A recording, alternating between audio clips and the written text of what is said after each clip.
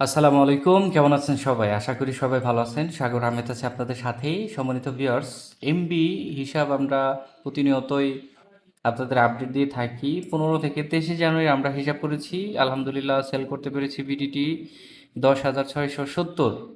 সব থেকে ভালো প্যাকেজ হচ্ছে 650 এবং 620। যেটা 620 হচ্ছে রবিতে 50 জিবি 30 দিন, আর 650 গ্রামীণে 50 জিবি 30 দিন। যারা যুক্ত হতে চান মালয়েশিয়া অথবা যে কোনো দেশ থেকে আমাদের সাথে যুক্ত হতে পারবেন, বাংলা টাকা মাধ্যমে পেমেন্ট করতে পারবেন ইনশাল্লাহ।